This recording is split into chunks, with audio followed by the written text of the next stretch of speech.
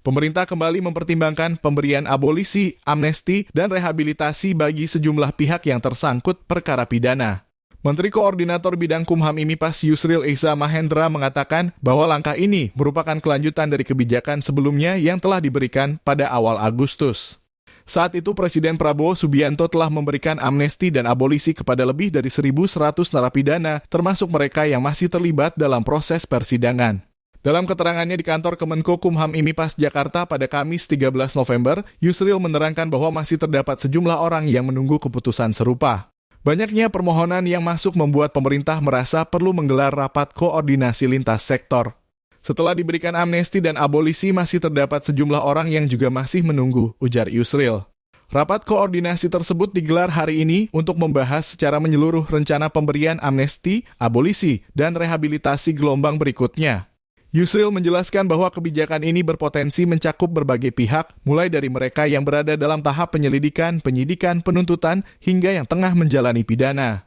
Bahkan mereka yang telah selesai menjalani hukuman pun berpeluang menerima rehabilitasi apabila memenuhi syarat. Menurut Yusril, permohonan yang diajukan masyarakat kepada Kemenko Kumham IMIPAS jumlahnya semakin banyak. Oleh karena itu, rapat koordinasi perlu dilakukan agar pemerintah mendapatkan masukan komprehensif dari berbagai lembaga dan instansi. Nantinya, Kemenko Kumham IMIPAS akan menyimpulkan hasil pembahasan dan menyampaikan rekomendasi lengkap kepada Presiden Prabowo Subianto untuk dipertimbangkan lebih lanjut. Bapak Presiden pun, jika beliau memutuskan untuk memberikan amnesti dan abolisi, tentu ada proses selanjutan, yaitu meminta pertimbangan dari DPR. Sementara untuk rehabilitasi, pertimbangannya harus dimintakan kepada Mahkamah Agung, tutur Yusril. Ia menegaskan bahwa pemerintah berkomitmen menjalankan proses ini secara transparan, terukur, dan sesuai ketentuan hukum. Kepolisian, Kejaksaan Agung, BNPT, BNN, dan lain-lain untuk mendapatkan masukan-masukan, dan setelah masukan-masukan itu diberikan, kami akan membuat summary terhadap persoalan ini, dan akan dilakukan rapat teknis, dan setelah itu akan disampaikan masukan-masukan dan pertimbangan untuk diambil keputusan oleh Bapak Presiden. Bapak Presiden pun sekiranya beliau setuju untuk memberikan amnesti dan abolisi, tentu ada kelanjutannya, yaitu meminta pertimbangan kepada Dewan Perwakilan Rakyat, dan kalau akan memberikan rehabilitasi, maka rehabilitasi itu harus dimintakan pertimbangan dari Mahkamah Agung. Nah, mengenai amnesti dan abolisi sudah sering kali diberikan oleh Presiden kita, mulai dari Presiden Soekarno, Pak Harto, maupun Pak Habibie, Gus Dur, SBY, Pak Ibu Mega, sampai sekarang ini Pak Jokowi juga telah memberikan amnesti dan abolisi terhadap begitu banyak kasus-kasus yang terkait dengan politik. Dan sekarang ini ada sesuatu yang baru yang kemarin juga menulis surat kepada kami dan beraudiensi, yaitu sejumlah orang yang telah dinyatakan sebagai tersangka dalam satu tindak pidana, tapi proses hukumnya itu menggantung, sehingga tidak ada kejelasan dan tidak ada kepastian hukum. Ya. Beberapa orang sudah dinyatakan tersangka 4 tahun yang lalu, bahkan lebih, ya.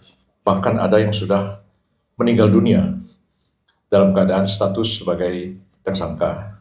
Sebagai contoh, misalnya Pak almarhum Brigjen Aditya Warman Taha meninggal, dinyatakan sebagai tersangka. Ibu Rahmawati Soekarno Putri dinyatakan tersangka, meninggal. Pak Presiden sudah memberikan bintang Mahaputra kepada almarhumah Ibu Rahmawati Soekarno Putri. Jadi untuk mengatasi persoalan-persoalan seperti ini, bagaimana orang sudah dinyatakan tersangka sudah bertahun-tahun yang lalu, di SP3 tidak, dilimpahkan perkaranya ke pengadilan juga tidak, bahkan kejaksaan sudah mengembalikan SPDP, surat dimulainya penyidikan sudah dikembalikan kepada penyidik, tapi SP3 juga tidak dikeluarkan. Nah, orang-orang ini meminta adanya satu keadilan dan kepastian hukum, karena menyandang status sebagai tersangka itu banyak masalah juga. Ya. Mau minta SPDP nggak dikeluarkan sama polisi, mau bikin perusahaan nggak boleh juga, keluarganya juga nggak enak karena statusnya tersangka. bahkan sudah meninggal pun sudah dibawa ke pemakaman, statusnya tersangka juga. Jadi kami ingin mendapat masukan-masukan dan kami sudah dengar masukan-masukan semuanya. Nah, yang agak berat tentu terkait dengan masalah terorisme dan masalah narkotika yang menjadi concern dari Bapak Presiden. Diketahui bahwa yang 1.000 lebih kemarin diberikan amnesti dan abolisi itu sebagian besar adalah terlibat dalam kasus narkotika. Pak Presiden sendiri sangat concern dengan masalah ini, lebih-lebih menyangkut mereka yang muda dan berusia produktif dan mereka yang menjadi korban penyalahgunaan narkotika dan psikotropika seperti ekstasi dan lain-lain. Dan Pak Presiden pada waktu itu mengatakan kepada para menteri dan para pembantunya, mungkin nggak diberikan amnesti ataupun abolisi dalam kasus-kasus narkotika seperti ini. Dan sudah dilakukan pengkajian pada waktu itu, dari 44.000 nama, diseleksi 4.000, baru yang diberikan amnesti lebih dari 1.000 orang. 1.178 orang. Dan sekarang ini coba dikaji lebih jauh lagi. Karena ternyata ada mereka yang bukan hanya sekedar pengguna, tapi juga ikut mengedarkan. Nah, ini masalah. Dan tadi kita bahas juga, kalau mereka yang murni pemakai, mungkin direhabilitasi, usia produktif, kemudian dapat diajukan amnestinya.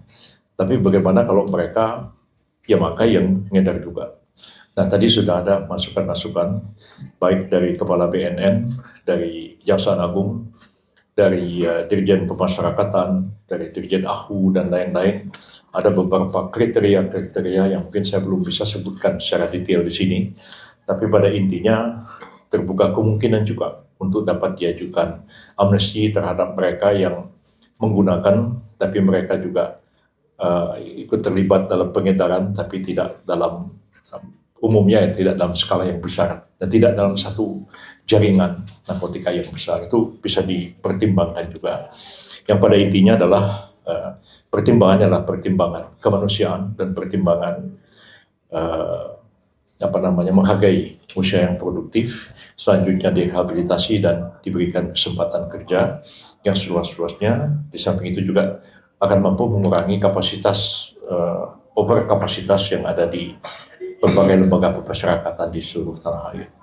Jadi saya sengaja mengundang rapat koordinasi seperti ini supaya dalam mengambil keputusan Bapak Presiden nanti sudah mendengar semua pendapat, semua masukan, dan itu kita akan coba sinkronkan pendapat-pendapat itu, dan insya Allah tahap selanjutnya dari rehabilitasi, amnesti dan abolisi ini dapat dilaksanakan.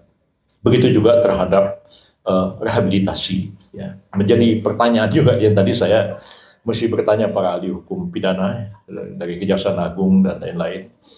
Orang yang sudah dijatuhi putusan pengadilan dan kemudian sudah inkrah, sudah menjalani pidananya, bisa nggak dikasih rehabilitasi? Nah, itu kan jadi pertanyaan juga.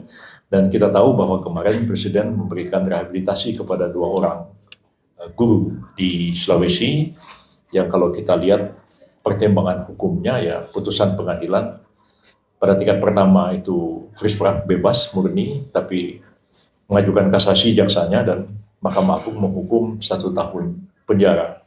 Dijalani penjaranya, tapi begitu ada putusan inkrah, nah berlakulah undang-undang tentang kepegawaian. Ya, jadi Undang-Undang Pegawai Negeri itu menyatakan bahwa PNS, ASN yang dipidana itu diberhentikan dengan tidak hormat. Nah, Pak Presiden setelah mempertimbangkan bahwa ini sebenarnya mestinya tidak wajar orang ini dihukum, kira begitu ya. Ya, ini minta maaf, bukan saya mengomentari pengadilan, tapi kalau saya hakimnya saya akan mengatakan ini paling tidak onslaught. Ya. Perbuatannya ada, tapi bukan tindak pidana, mestinya begitu. Tapi karena sudah dipidana, maka Presiden mengambil satu keputusan, beliau mengeluarkan rehabilitasi, bukan merehabilitasi tindak pidananya, ya, tapi yang direhabilitasi adalah statusnya sebagai pegawai negeri. Jadi itu tidak ada dalam putusan pengadilan, itu konsekuensi dari putusan yang menyatakan dia bersalah, dan di area itulah Presiden mengeluarkan putusan untuk memberikan rehabilitasi. Bahwa kalau untuk menghapuskan pidananya, silakan mereka mengajukan PK kepada Mahkamah Agung, ya meskipun perkaranya sudah pidananya sudah dijalankan, tapi masih mungkin juga Mahkamah Agung memeriksa kembali kasus ini. Ya terserah Mahkamah Agung apakah akan mengabulkan atau akan menolak permohonan PK yang diajukan nanti. Tadi saya diberitahu sama Pak Profesor Fitra bahwa dulu pernah ada Pak siapa? Pak Fitra tadi, ternyata dulu pernah juga dikeluarkan rehabilitasi terhadap seseorang, Pak HR Darsono kalau tidak salah, mungkin ingat ya, bekas Pangdam Siliwangi dan bekas dubes kita di Vietnam kalau tidak salah, pernah dipidana, tapi kemudian diberikan rehabilitasi untuk memulihkan nama baik beliau. Itu pun juga akan jadi bahan pertimbangan bagi kita terhadap kasus-kasus yang terjadi seperti ini.